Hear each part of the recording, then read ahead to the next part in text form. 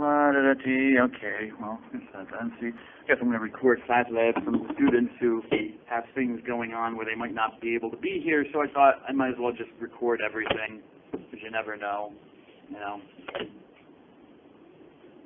You could have a snowstorm and not be able to get to class. And the school you go to doesn't actually shut down until 4 p.m. when in the midst of these already major snowstorms. So just if you're already coming to your 4 o'clock class, you're screwed, but that's why we pay people and make the big decisions.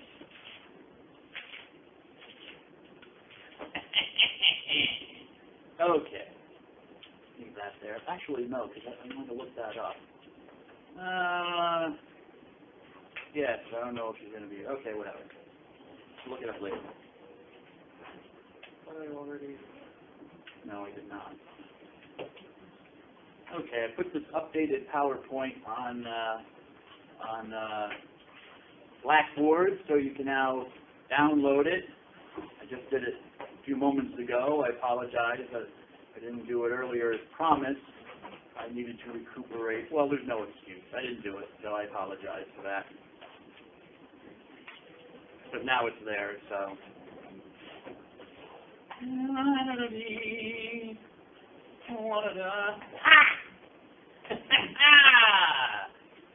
Still here! Still here! It's like some this horror movie I got. I forget the name of it, where people were locked in a room and they had to get out. And this insane maniac had all these traps and things that they tried to figure out the clues. And you had like put your hand into the wall to get one of the clues. And of course, as you're pulling out the clue, it's going to cut off your hand. So are you willing to cut off your hand to get the clue and have your hand cut off? And no, I'm not cutting off hands, Miss Dickerson. Not yet.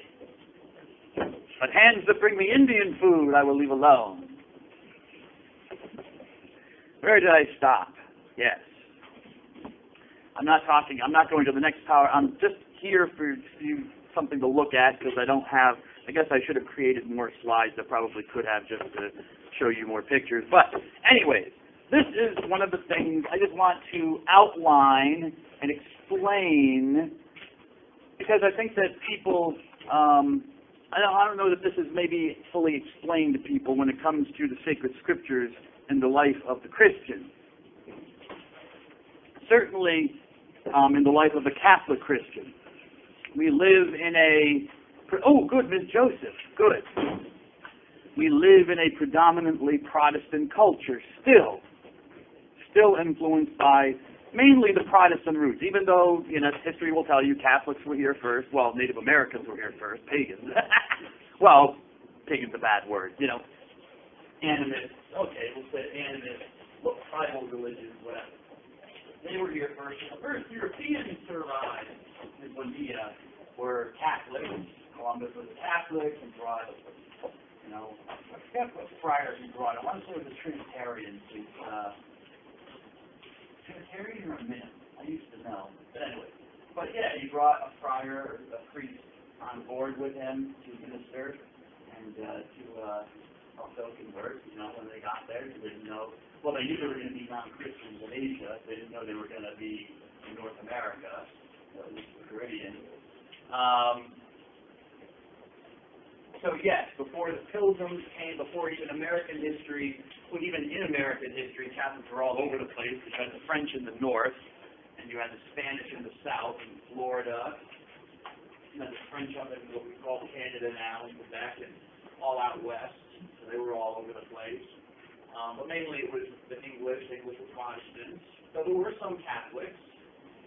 England was, a Catholic nation until the 1500s. After 1492. It was a Catholic nation in 1492 when the Americas were discovered. So for example, Mary's Land, not dedicated to Queen Mary, it's dedicated to the Virgin Mary. The Calverts, they're Catholic aristocrats, and they were granted a parcel of land in the New World. That probably explains why Maryland has such a weird and odd shape. Because they weren't really sure if they wanted the Catholics in the colonies. Because once England is no longer the Catholic Church, there was that break. And you couldn't always be sure of the loyalties of the English Catholics. Lord Baltimore and Calvary. Anyways. So sometimes you hear about William Penn and the Quakers and his Quaker experiment in Pennsylvania, yes, where everybody, or Rhode Island with Roger Williams, and everybody is welcome, free colony, free thinking colony, everybody's welcome. Oh, we hear about the Catholics in Maryland in history class.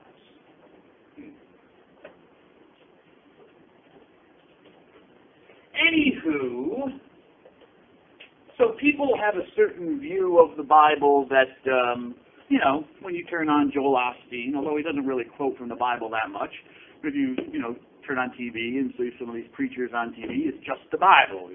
Our only source of authority is the Bible. Well, that's good for them, but that's really only a very recent idea, even in Christianity. It's only about 500 years old. The ancient Christian churches, Catholic Church, the Orthodox churches, Syrian Church of the East, Syrian Orthodox, Ethiopian Church, Ethiopian Orthodox, Malabarese in India, these ancient churches that predate the 1500s when you had the Protestant Reformation, the beginning of what we call Protestantism. The Bible is part of Christianity. Jesus is the basis for the Christian life and Christian belief. Not the Bible, Ms. Montero. Not this book. Christianity is not a religion of the book. It says that in the Catechism. Okay? It's not, in that sense, to compare it to another religion. I'm not criticizing, just comparing it. Say Islam, which is very much a religion of the book. The Quran exists in the presence of God, and Muslim theologians debate, Islamic theologians debate, whether the Quran is eternal like God or not eternal, because it exists in His presence. It's written in Arabic on a big stone monument in heaven. So the Quran is perfect, and it has to be, because unlike the Bible, it has to be logically if you're a believing Muslim, because if it's unlike the Bible, the Quran was not written by men. All Muhammad did, this man Muhammad ibn Abdullah, back in the 600s, had visions of these verses from the Quran. Maybe not in order, we don't know, but as the occasion arose to address certain things, and he spoke them. He didn't even write them down himself. And people wrote them down. And I guess he would look at it and say, okay, this is what I saw. Okay? So the Quran is a divine copy. That's why the Quran, if you're a Muslim, you have to learn classical Arabic. Yes, the Quran can be translated into languages like English or German or Latin or Tagalog, and translations are made. But the original language is the classical Arabic, and that's the language of God, and that's what you have to study to truly read the Quran. That's why, if you go to a mosque, I didn't integrate people that go to a mosque, I don't think, but the prayers are always going to be in classical Arabic. It's just awesome. Amazing. Yes, Mr. Otis.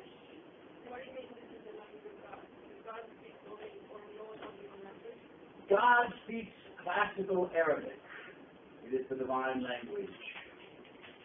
Yes, that's the language of the Quran. That's the language that's written in heaven, and no other language. So any other human language is just an interpretation, a translation interpretation.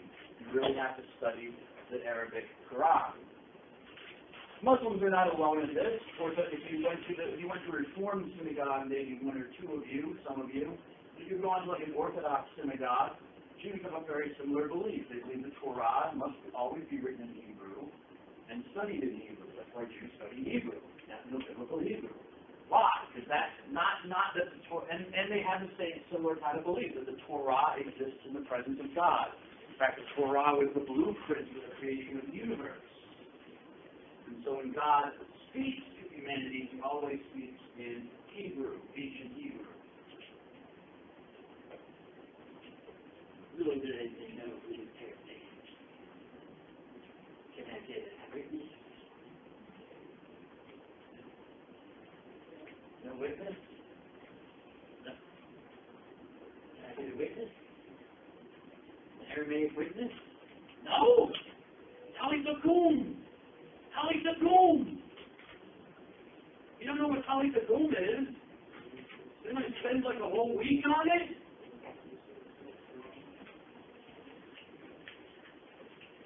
Okay.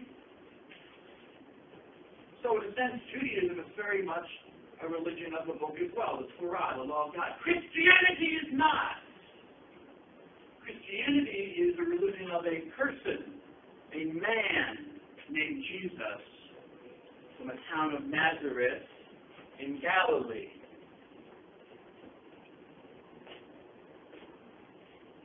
Jesus did not write books. Yes? It will not be. I should have created slides. But then I kind of thought as I was going along, maybe I should insert this just for explanation's sake. And so just, just stare at it. We're done with it, yes? I wanted to address Ms. Joseph's excellent question from the last time. Do you remember? Remember? Yes? No? Let's see. I still don't. Haven't you figured it out? This class hasn't before. Yes, Ms. Alon. I'm not raising my hand. Huh? You what? I'm not raising my hand. Oh, you're not? Oh, okay, thank you. But I'll have to find it on YouTube. I want to find, I was going to look for a BBC News story about the ASU, but I didn't, I was fiddling around with other stuff. Anyways. So that is something you have to remember. This book which is written by men, not directly by God, written in the languages they had, Hebrew, Aramaic, Greek, with all of the limitations that comes with that. Just, for example, the writing style. If you read the Gospel of Mark, Mark's Greek is very poor. Clearly the Gospel of Mark was written by someone for whom Greek was a second language. It's like me trying to speak Spanish, so trying to tell the story of Jesus in Spanish. So Mark, clearly, the way he even phrases his Greek, he's almost surely an Aramaic-speaking person, because he imitates. You know how it is when you try and speak a foreign language. You speak as your brain has already been programmed.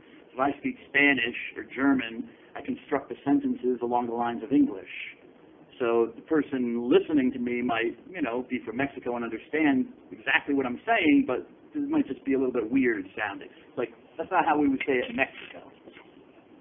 Well, they wouldn't say that. They would say, no está como ustedes podría hablar en Mexico. Yes? Does that make sense, Ms. Montero? Huh? Kind of? Well, I got my point across. Anyway. The same thing. Mark's Greek is poor. Luke's Greek is fantastic. Luke is obviously much, more educated in Greek, and his Greek is very good.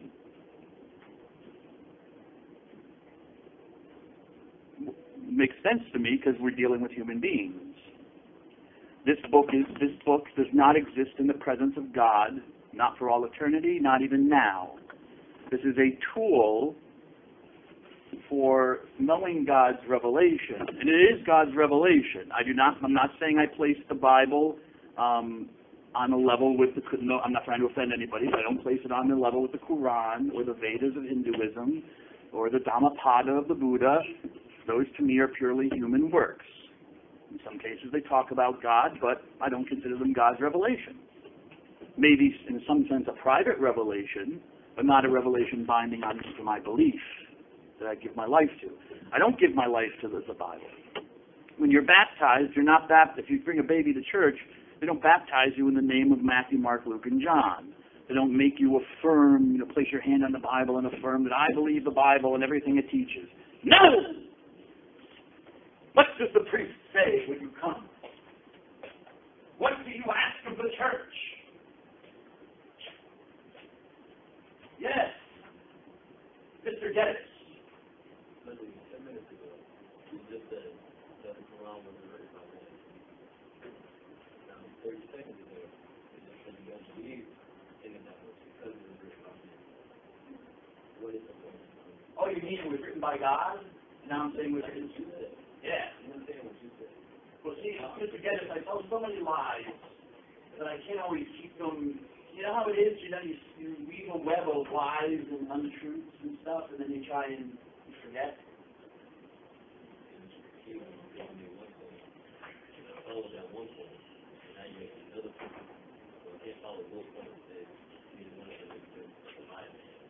Well, the first point was your opinion that was how you're describing Islamic faith, right? Yes. I was describing what if I were a believing Muslim, or what Muslim belief would say about the Quran as a book. Yes. That's interesting. Your opinion? Yes, my opinion, my belief. Yes. Then that doesn't make sense? A little bit more than that. A little bit more?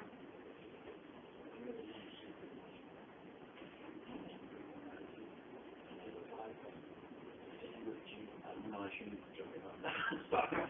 Sorry. That's why I couldn't be a Muslim. I'd be burning in hell because I joke too much with Allah. I'd be like, hey, Allah,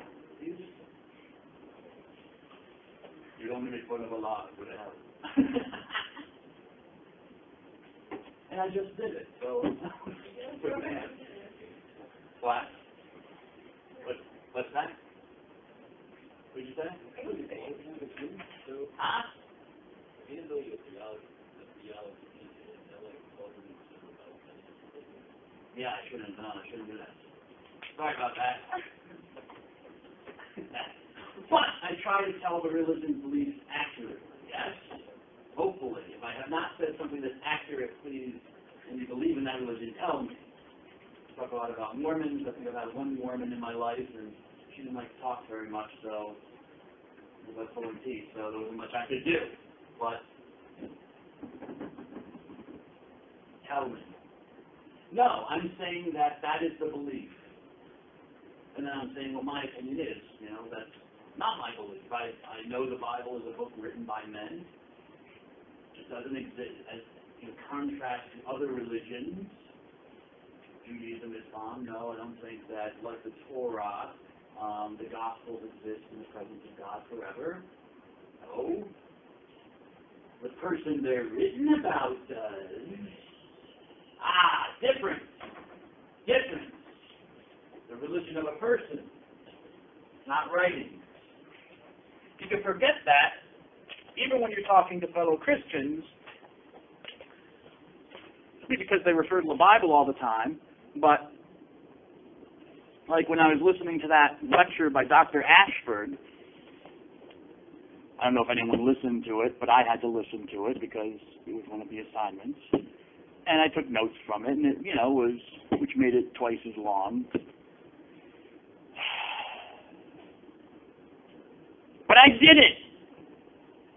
And his points were very interesting. I think I mentioned before, he's really, I don't know if he knows that he's doing this, he's really repeating a lot of what Catholic social teaching has been for the last few hundred years, beginning with Pope Leo XIII, whom we will see, hopefully, maybe today, maybe not today. Picture of him, Pope Leo XIII. But in the talk, I remember him talking about being a Christian. I believe in Jesus, but all of his references kept coming back to the Bible. Jesus of the Gospel. You read, yeah, but the Gospels. Remember, the Gospels are third hand, second hand, and third hand. It's not Jesus.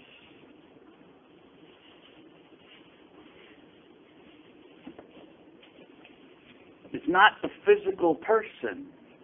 The Christian belief is the physical person. When you come to church to get baptized or have your child baptized, the priest says, or deacon says, or bishop, what do you ask of the church? And the response should be, there are a number of options a person could say, but the response should be faith. Oh, faith in the Bible? No. You're being baptized in the name of the Father and the Son and the Holy Spirit. Oh, where's that in the Bible? Well, it's mentioned in the Bible, in the Gospel of Matthew. But where does the New Testament outline a theology of God as three persons and one divine essence, Ms. Castro? It does not. It comes from Jesus. You don't get it from the Old Testament. Jews don't believe in the Trinity. The Jews believe in one God only. God doesn't have a son. or a spirit. There's one God. Where do we get it from? Jesus. You don't get the Trinity from reading the Scriptures. You get it from Jesus, who, when he interacted with his followers, said he was God's Son, seemed to think he was a God, or that he could perform godly actions, and then also started mentioning this thing called a spirit, an advocate, or spirit, different words, but who was not Jesus, but also not God the Father. So it was almost separating the Spirit of God from God and making it into some third entity. So even the God I believe in is the God Jesus proclaimed. It's not even the God like the apostles read the Torah, the first 5 books of the Bible, Genesis, Exodus, Leviticus, Numbers, and Deuteronomy, and said, "Oh, voila, a Trinity." Like they logically came to that just by reading the Scriptures, the Jewish Scriptures, which they already had. Jesus and the apostles already, as Jews, had Scriptures. They didn't need a Bible. They already had them. They had the Torah, and they had, well, we know that they at least had the Torah. That at least was agreed on. The first 5 books of the Bible were agreed upon by all Jews by the time of Jesus. All these extra books, yes, most of them probably were accepted as holy writings, but there were question marks about a lot of them. It wasn't until after Christianity that the Jews, the rabbis, actually held a council and said, okay, we've got to decide on some of these books because the Christians are using them and making claims about Jesus from them. So Jesus and the apostles, as Jews, already accepted the Hebrew Scriptures that we call the Old Testament. They already accepted it as God's inspired revelation. And Jesus says, look in the Scriptures. They talk about me. He's talking about the Old Testament. He's not talking about the New Testament, because there was no New Testament yet. He was the New Testament. Okay? So he's talking to his fellow Jews about, if you read the prophets, if you read Moses, if you read the Psalms of David, they're talking about me. It's preparation for me. So, while Jesus even accepted this, the Jewish Scriptures, the Jewish sacred writings that were around at the time, he read them, and this blows your mind if you think about it, he read all of them through the prism of himself. These are talking about me. From Genesis all the way to Malachi. Malachi. He wants to see you, Malachi.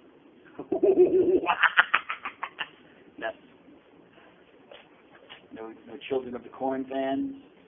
Stephen King, Children of the Corn? No? Not a bunch of cultish kids killing off all the adults, you know? No? Some weirdo creature living in the cornfield?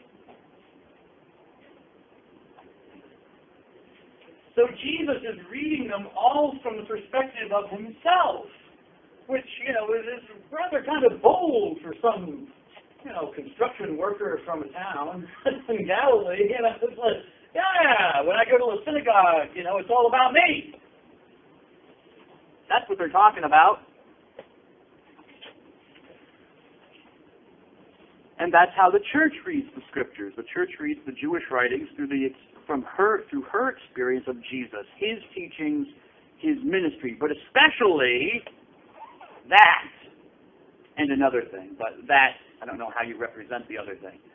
His suffering on the cross for sin, the fact that Jesus offered himself as a sin offering for all humanity, not just for Jews, but for those non-Jews, for all humanity. And the fact that God raised and death was destroyed by God raising his Son Jesus from the dead, confirming that, yes, he is my Son, he is the Messiah, and death is now over. It's coming to an end, I should say, to be more accurate. Because people still die. But at the end, we're in the end times. It just hasn't come to its conclusion yet. When people won't die anymore. Why won't they die? Because God raised Jesus from the dead. That problem has been solved in Jesus. So the Bible's not Jesus. Jesus himself alone is the fulfillment of God's revelation to Israel and through Israel to the world. As I've said before, and I'll say it again. I am an interloper. I am a hanger-on. I am part of the entourage of Israel. The fact that most Jews don't accept Jesus as the Messiah, is, something, because he came for his people. It's something within God's mysterious plan. I hope that, they will come to accept Jesus as the Messiah. But I do know through them I've been saved. Jesus himself says that in the Gospel of John. Salvation is from the Jews.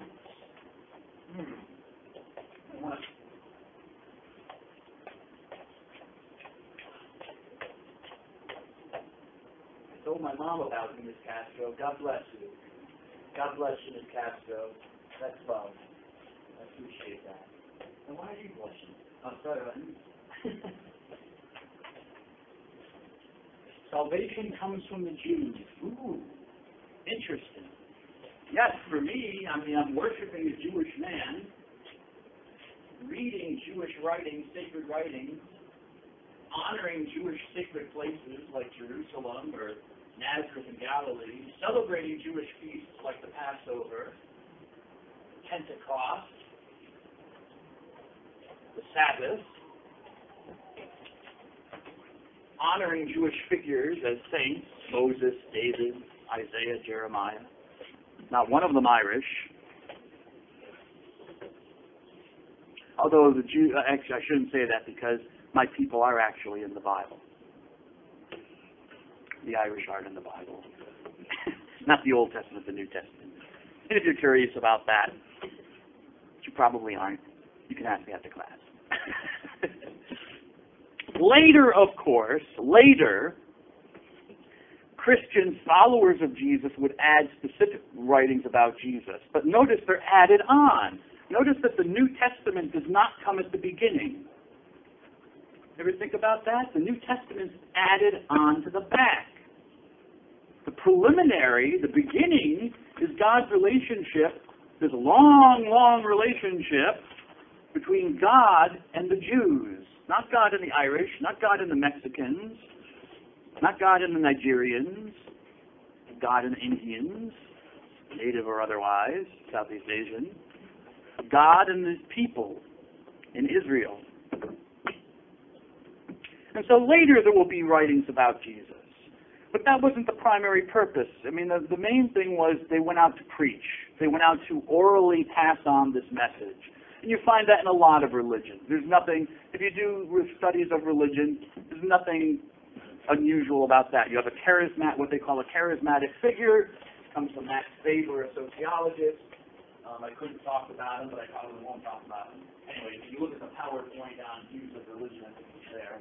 Anyway, you have a charismatic figure. This person does all these credibility-enhancing displays. Yes? Credibility-enhancing displays, like acting crazy.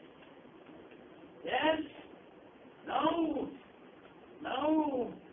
Where did I get that from? Credibility-enhancing displays. Where did I get that from? Sorry. Where did I get that from?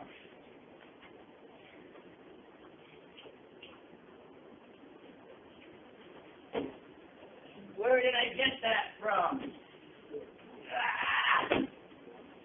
Where did I get that from, Ms. Dickerson? Don't know. Where might have gotten that from, Mr. Alvarado? Et tu, Gabriele? It's Gabriel, right? Gabriele? Et tu? From the article Losing Our Religion, a New Scientist. Yes.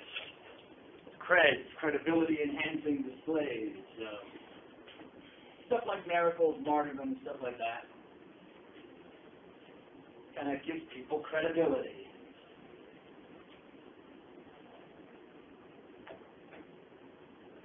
You say, if a charismatic figure, usually these charismatic figures don't write anything. People write about them. The Buddha.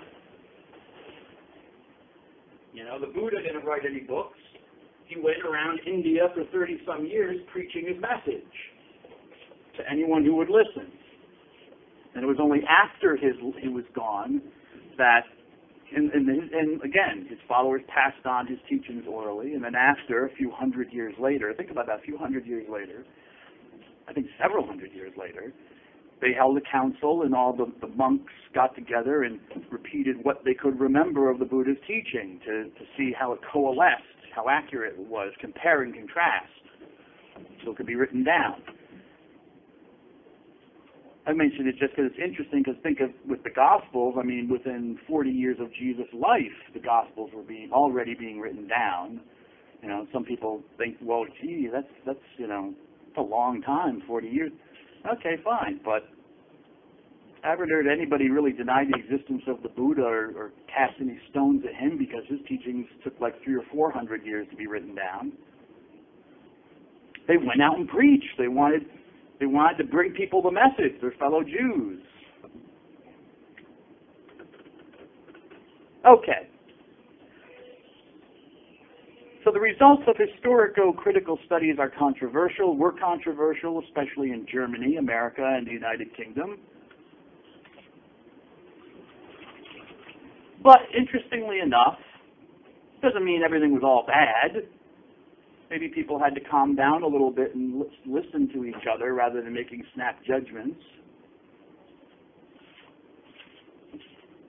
So, for example, let's go back to Richard Simone's argument that Moses did not write most of the Pentateuch. I should correct that, make it more accurate. He didn't deny that Moses didn't write any of it. He denied that he thought Moses must have had help.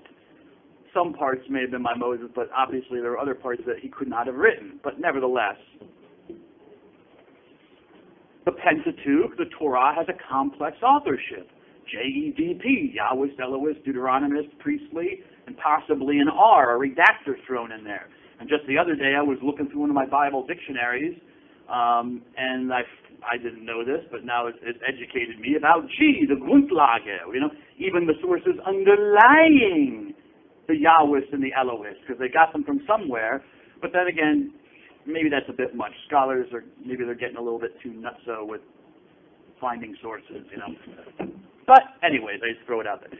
So the Pentateuch has a complex authorship. It was not written by one person, Moses.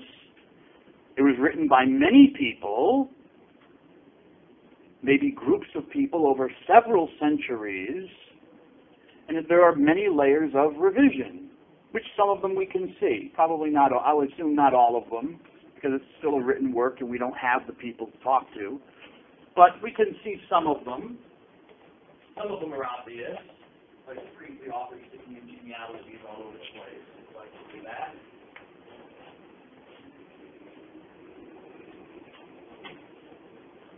Some are not so obvious. I told you some scholars aren't sure if the Elohist actually exists. It's just the Yahwist by another name, just using Elohim instead of Yahweh.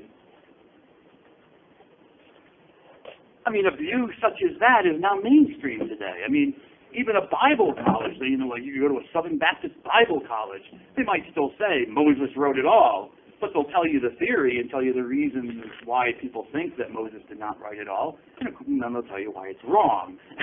You know, but you know, but I don't think, you know, it would be.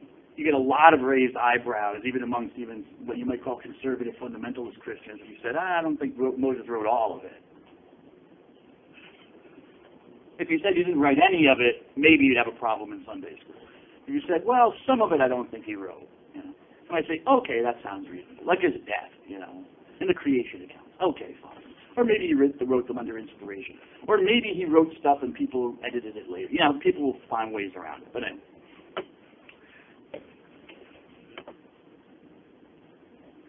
So just because, and this is a point I should make as well, just because they were basing things on reason and saying we're going to just read the Bible like any other book, it doesn't mean that they ended up in dead ends. Oh, no, no, no. I'm not saying at all that they didn't speak truth, because truth is simply truth. I don't care who says it. And if a person a person might have a bias against religion or an agenda, okay, fine. But if I look at their evidence, part of the work of scholarship is I look at their evidence, their data as well, and I say, well, yeah, that seems to make sense. You know, okay, well, yeah, but she's an atheist. All right, fine. You know, God bless her. I hope she'll come to believe in God someday. But you know, the data's there. You know, it doesn't look like Moses wrote this. I don't know what else to tell you. Now, what does that mean from my understanding of the Bible? Is it a matter of, as a theologian, I'd ask, is it a matter of doctrine, church teaching, that I have to believe this? And I'd ask, you know, if he did not, what does it mean? What does it mean to me to say Moses had to have written all of this, word for word? Well, for some people it might be a serious issue, because then you don't have any eyewitnesses. I think that's kind of where we're going with it, where people get uncomfortable with it. Because if you kind of say, well, Matthew, Mark, Luke, and John didn't really write the Gospels, they were just names, just like Moses didn't write the Torah, you know, it's just a tradition, you know, people assumed it and believed it, it became belief. Well, then people, I think, get worried, because they're like, well, you don't have any first, you know, Matthew's not the Apostle Matthew, then you don't have a first-hand account, right? You don't have an eyewitness. I mean, I can assume that Matthew and John were both apostles of Jesus. They're eyewitnesses. They're writing down what they actually saw and heard, yes? No? That's not eyewitness testimony is so important in my court. Because the person was there and hopefully heard stuff accurately. Maybe? No?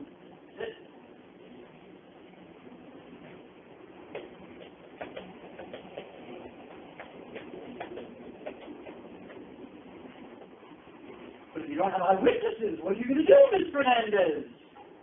Your faith is destroyed, Ms. Fernandez. No, she wouldn't give me a witness before anyways. I don't know what her faith is. What are you listening to, Ms. Fernandez? Ms. Fernandez? Nothing. Huh? Nothing. You're not listening to anything. No music, no nothing. You just have to hear things in your ears. Doesn't that make them sore after a while? Nope.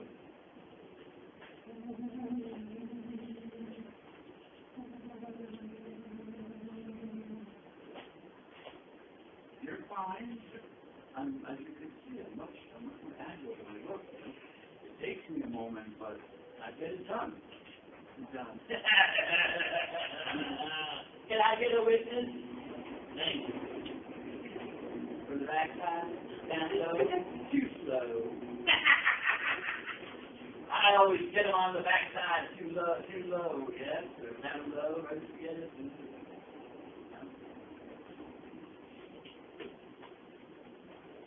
Well, we're forgetting something. I was hoping someone might say, oh, wait a second, this is done, but I guess that's not going to happen. Matthew, Mark, Luke, and John. Matthew, Mark, Luke, and John. I talked about Matthew and John, right? Said they were apostles? Remember this show? Well, who were Mark and Luke? Who were they? Did I ever tell you?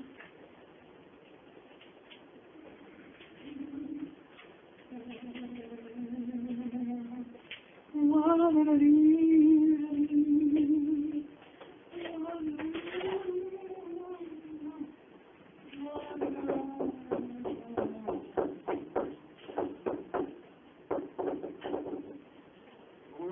were Mark and Luke?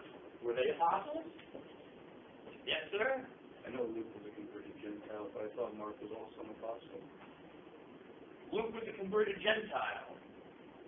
Oh, no, he was Hebrew. He wasn't. He was converted to the follow. He was converted to a follower of Jesus. I don't know. Are you thinking of Timothy though? Well, Because I think Timothy was a Jewish convert. I remember Paul had him brought him to the temple or someplace to have him perform ceremony accurately, something like that. Circumcision, it had Timothy get circumcised. Timothy had not been circumcised, I don't think. Okay. Well, yeah, Luke may have been a Gentile. It doesn't seem like Luke was a Jew. Background. No, you're right. He wasn't an apostle. He was a follower of Paul, who was an apostle. Paul, who never knew Jesus personally. Mark, we don't know who Mark is. Could be John Mark, who is mentioned sometimes, is not he was a companion of Paul, but they had some kind of falling out. Mark did it, or I guess he pissed off Paul for some reason. The history says that Mark was a companion of Peter and followed Peter to Rome, and so that the Gospel of Mark would be Mark supposedly writing down stories that he had heard while Peter was preaching or talking about Jesus to the community. Possible. A lot of the Gospel of Mark in Greek reads like that. It reads so poorly because it reads like someone who's talking, like ungrammatical, just talking, it's a stream of consciousness, kind of talking about, and Jesus did that, and then that happened, and then Jesus said this, and then everyone praised God, and hallelujah, just kind of steering. Anyway, all right, well, interesting. Well, let's get back to the Bible, because, then people kind of get catastrophized. They're like, well, wait a second. If it's not written by apostles, then it can't be true. Well, up her up, Buttercup, because you're forgetting that, my hypothetical Buttercup, not you, you're forgetting that actually half of the Gospels right in there tell you, announce in their title, according to Mark, according to Luke, that they're not written by apostles of Jesus. So they're clearly not eyewitnesses. They make no claim to be eyewitnesses. They could have been eyewitnesses. Luke could have been a follower of Jesus. No, there's no history of that. There's also no history of John having been a follower of Jesus. John Mark, I should say. Mark. John is a common Jewish name, so I don't want to get people confused. But Mark. Matthew is listed as a disciple of Jesus. John is, although John never gives any list of the apostles. We have to rely on Matthew, Mark, and Luke for that. John doesn't even seem to care about giving a list of the apostles. He mentions their names when appropriate, but he doesn't mention all of them. So the results are controversial, but they also make people think.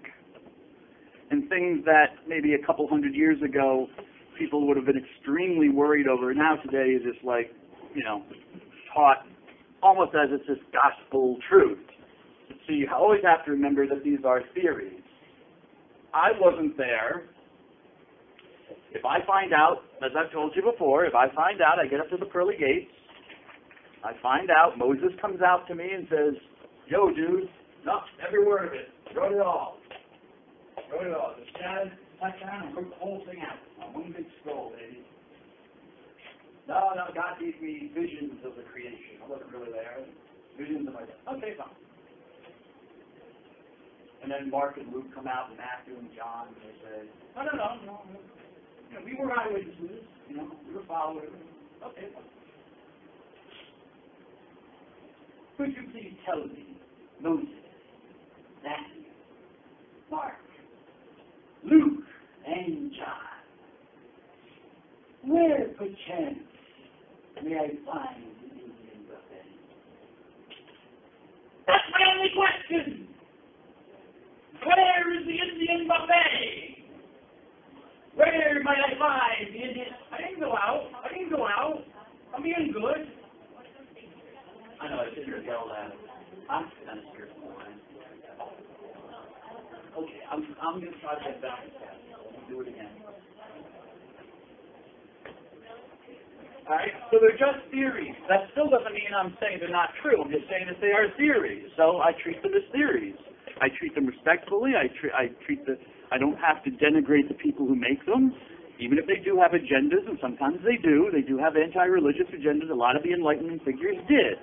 They didn't believe in Jesus anymore. They didn't believe in the Bible. So what they did is they wanted to use archaeology or use religious studies to then show that Christianity was wrong, that Christianity needed to change, maybe, change teachings. That still goes on. Love is love. I mean, the whole big thing now is about homosexuality, homosexual orientation. I shouldn't say the whole thing now is about that.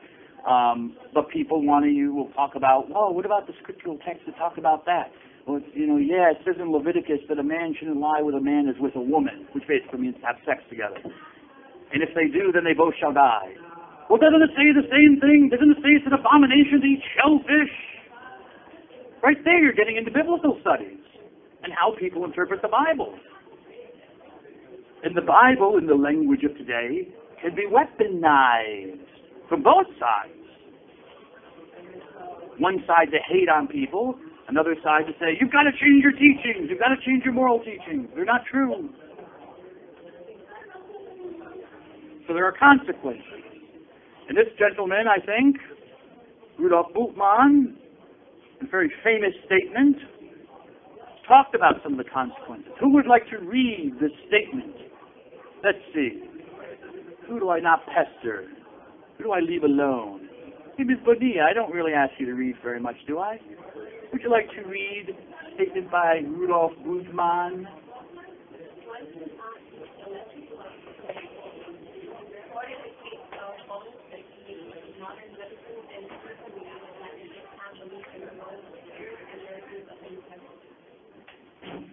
Exactly, Ms. John.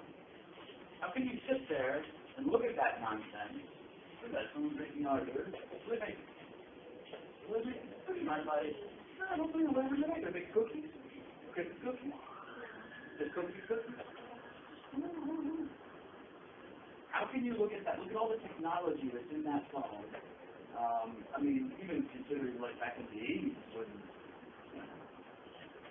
2 megabytes. That was huge. 2 megabytes. When you drive, your RAM was like 5 megabytes. You're like, woo! You cannot stop it this.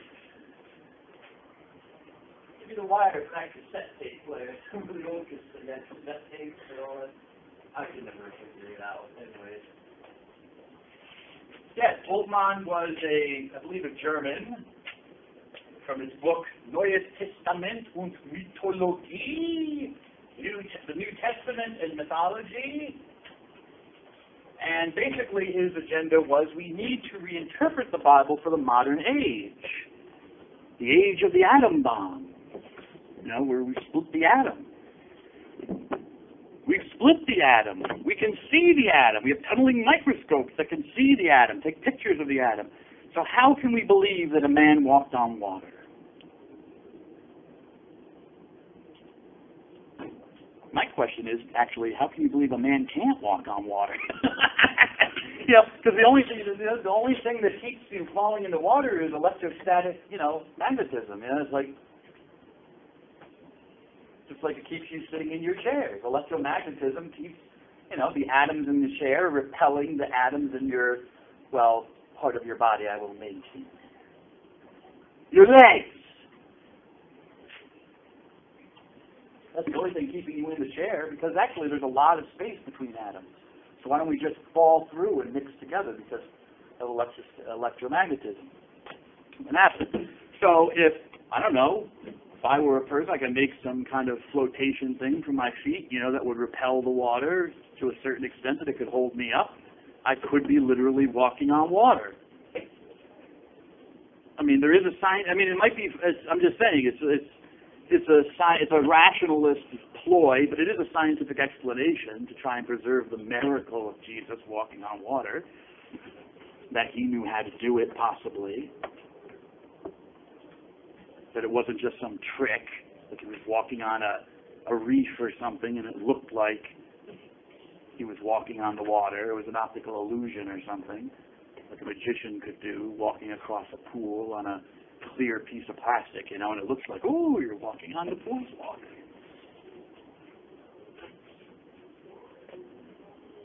But no, we have to demythologize the Bible. Because from his point, I think Bultmann believed in the existence of Jesus. I think he even believed Jesus was very important, because I think he was a Lutheran pastor. But, the story of Jesus had become so encrusted with mythology, mythological elements, miracles, nature miracles. Jesus walking on water, Jesus stopping storms, calming the sea and stuff like that. Jesus casting out demons, things that we know just from modern psychology, psychiatry, physics, and stuff, just don't happen. They don't happen today, and the assumption is they did not happen 2,000 years ago. Okay. Well, God bless you all. Have a good holiday. I will see you, I guess, next week.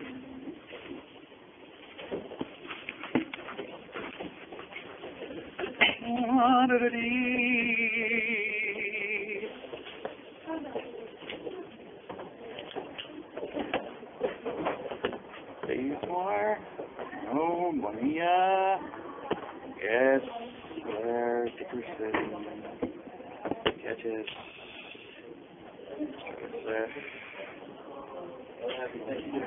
You too, sir. Thank you. Romero.